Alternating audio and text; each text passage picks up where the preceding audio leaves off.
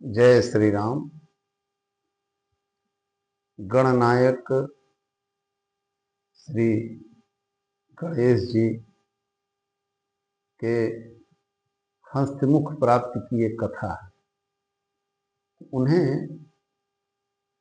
हाथी का मुख कैसे प्राप्त हुआ।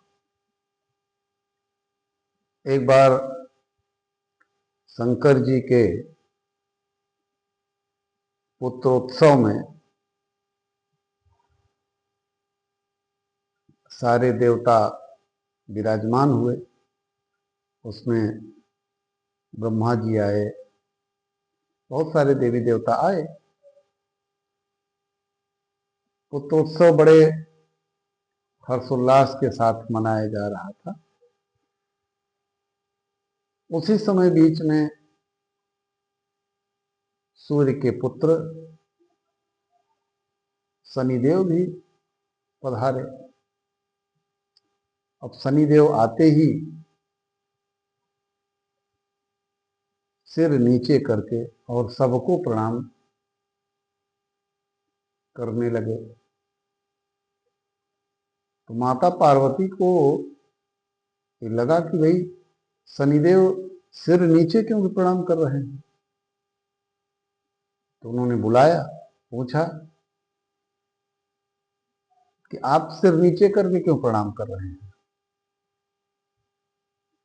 तो शनिदेव ने अपनी पत्नी, जो उनकी पत्नी थी, चित्ररथ नाम था, गंधर्व की एक कन्या थी, तो उन्होंने अपनी पत्नी से प्राप्त साप का इसमें कारण बताया कि अगर हम सीधे किसी को देख करके प्रणाम करेंगे या देखेंगे तो उसका सिर कटकर अलग हो जाएगा। अब पार्वती जी और उत्सुक हो गई, अरे ऐसा क्या है। फिर नहीं नहीं, तुम देखो और सामने देख करके बातचीत करो। तो कहेंगे ठीक है। तो पहली दृष्टि गणेश जी के सामने पड़ी। अब जैसे ही गणेश जी के ऊपर शनि भगवान की दृष्टि पड़ी, वैसे ही उनका जो सिर था वो अलग हो गया और अलग हो करके अंशी श्री भगवान कृष्ण में प्रविष्ट हो गया। माता पार्वती पुत्र शोक से एकदम मूर्छित हो गई।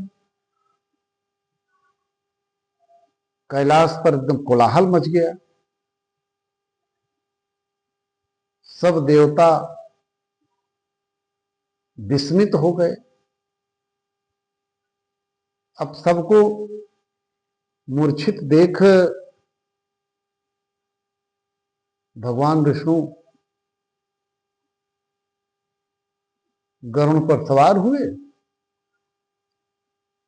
और पुष्पभद्रा एक नदी थी वहीं पास, उसके किनारे पहुंचे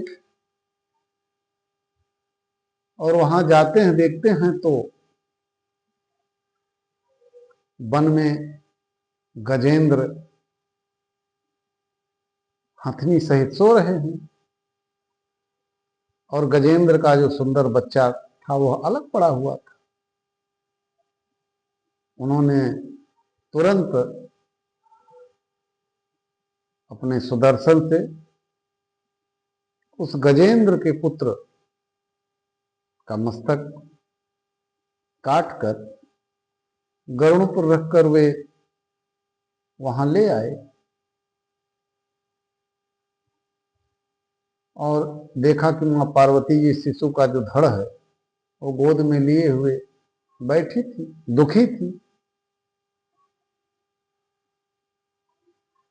और विष्णु भगवान ने उस गजेंद्र के पुत्र का जो सिर था उसको माँ को दिया, उनके उस पे सिर पर लगाया।